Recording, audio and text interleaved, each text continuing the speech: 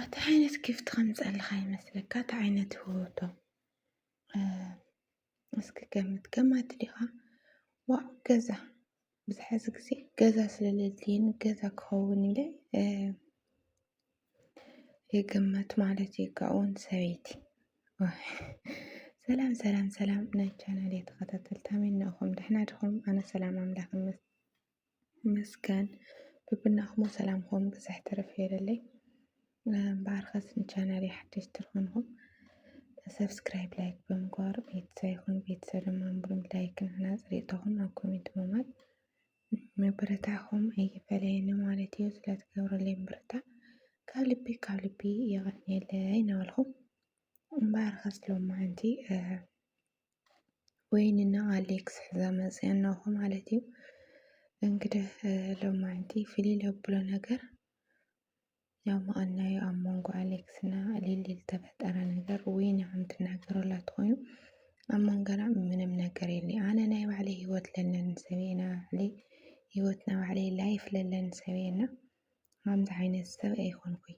أنا بمجمرة أليكس من ما يخوني متعبيتي ما مهرتي وكاو مغزل دمه من نقر مسوكنين الناتي واللي أتولا مالتي نايم عليه لولا سبع لأني هوت علينا مالت لايف علينا مالت ያው እንግዲህ አርኪ ወይ ፋረኛ አለኒ ማለት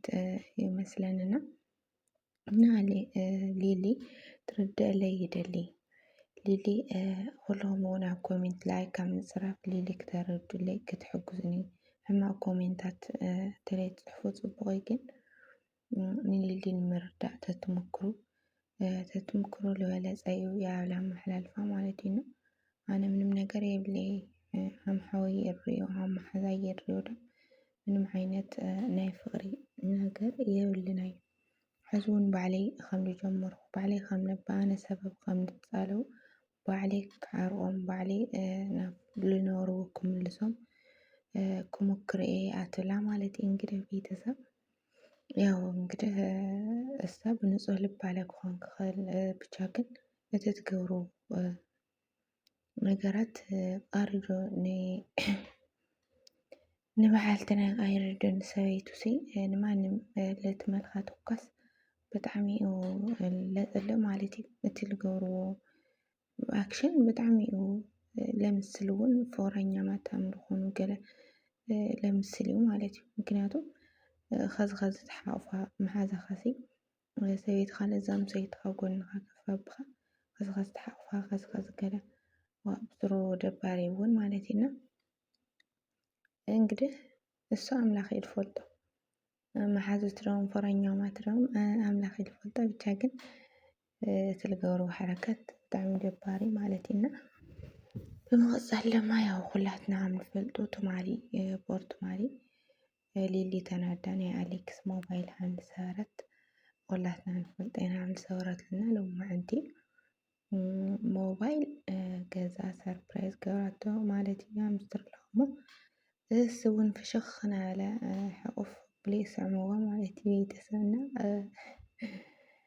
هاي بحقك إن حدا إكسيس قرم يلو لأننا يزيني جانا قر مالتي እና ሓደ ነገር ጥያቄ ልኾነኒ ልባዕለይ ነገር ንሆነ ኣወዳት እንግዲህ ሙዚቃርታ ኣወዳት ክልተ ኣለኹ ንኩልኹም ኣወዳት ወክለ ይሆን ክናገር ማለት እዩ ምክንያቱም ካብ 100% እቲ ቢያንስ 10% ገለ እሙን ልፈጣሩ ልፈልራሕ ተኣዱ ብስነ ስርዓት ብፅቡቅ ቤተሰብ ዝባፅሐ ወዲ እንሆ ማለት ኢና ንወይ ገልጽ ግን ነቶም ሃምዝ ሕዚ ኣሌክስ ልገብሩ ኣወዳት ክናገር ማለት ኢና መጀመርያ ቀድሚ ጥንሲ ብጣዕሚ መትሆ ዓወትሆ ኣፍቀርኩ ተሓናቅኹ ልብል ነበረሲ ጥንስ ምሰበረት ጠንሰም ስወለቶስ ንምንታይ ግን ቅይር ልብል ጥያቄ ማለት እዩ ንምንታይ ይመስለኩም ንምንታይ ይመስለክን ኣወዳትከ ንምንታይ ሃምኡ ትገብሩ ሓቀየኮ እቲ ጠባይና ስለልቕየር ባህርየትና ገለ ስለናጫነጭ ዶ ንኾን ወይስ እቲ ሰውነትና ስለ ልባላሸይ ምርጓድ እንሆ ምጽላም እንሆ ብዙሕ ነገር ሰውነትካ ፍርስርስ ምባል ነውና ወይስ ብዚ ይኾን ኩሉ ግዜ ብሓቂ ማለት እዩ። ምክንያቱ ሓንቲ ጠንሳያ ተትብላስ ጽንሕላስ ወይ ትፋትሓያ ወይ ትጻልኦምያ ወይ ገለ ትሰምዕና ንምንታይ እዩ ኩሉ ግዜ ብሓቂ እየበቃ ዋላ እሶም ብድራማ መልክዕ የምጽእዎ ግን ኣብ ኖርማል ህይወት ኣብ ሪል ህይወት ስለ ልንሆያ እዚ ስለ ንፈልጥ ስለ ንሰምዕ ማለት ኢና እንታይ ንምንታይ ይመስለክን እስቲ ንስኹም ከ ንምንታይ ከም ትገብሩ በተለይ ደቂ ኣንስትዮ ዝተማሃነ ጥያቄ ዝኾነክን ትፈልጦ ተለኻለ ኣብ ኮሜንት ኣቅምጣልዮ ማለት እዩ። ንምንታይ ይቕየሩ ብሓቂ እኮ ዋላ እኮ ውለዲ ቆልዓ የድልየኒ እዩ ኣነ ናይ ቆልዓ ሃንቀውቲ ሃረርታ ኣለኒ ምውላድ ይደሊ ኣለኹ ቆልዓ ይደሊ ኣለኹ ዝብል ዝነበረ ወዲ እታ ቆልዓ ንኣቱ ሰምዓ ያው ጠንሳ ገለስ ጠንሰ ትብለላ ተላ ቅይር ልላ ማለት እዩ ትል ነበረ ፍቅሩ ኩላይሲ ልጠፍአሉ በቃ ሓድሽ ሰብ ኮይኑ ልመጻስ ንምንታይ እዩ እዛ ብስራ ኮሜንት ትፈልጣ ተሓባራኒ ማለት እዩ ብሓቂ የቦነት ተሓባራኒ ማለት እዩ ብዝበለጸ ግን ኣሌክስ ልቦኑ ይኽፈተሉ የክሎ ማለት እዩ ብሓቂ ኣብ ኮሜንት እኮ ያው ልወይኒ ልጸርፍ ወይ በስመ ኣብ መዓት ልጽራፍ መዓት እና እሱ እውን ያው መብራህርህ ላሃው ተኾይኑ እስኻ እውን ኸዳዕ ሕማቕ ትብለኹምኒ ኢላ እውን ኣብ መንጎኦም ኣትኺ ረብሽኽዮም ገለኹም ብዙሕ ጽሑፉ ሕማቕ ጽሑፉ እንኹም ግን ሕማቕ ኣይትጽሓፉና ኢሎም ለጠንቅቑለውና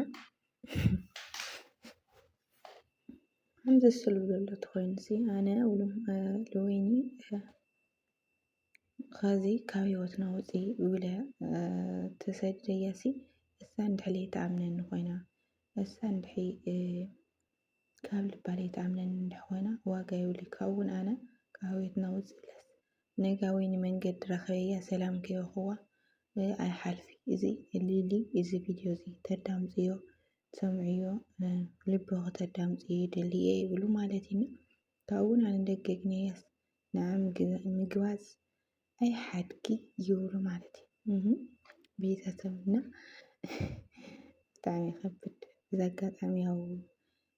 ኣብ ክልተኦም ዘሎ ነገር ፍቕሪ ድዩ ምሕዝነት ድዩ እንግዲህ ኣላሁ ዓለም እዩ ማለት እዩ ፈጣሪ ትፈልጥና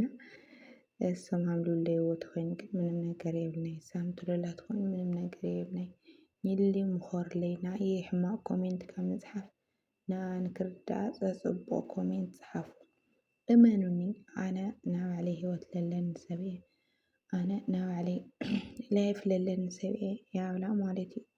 ብሓቂና ግደ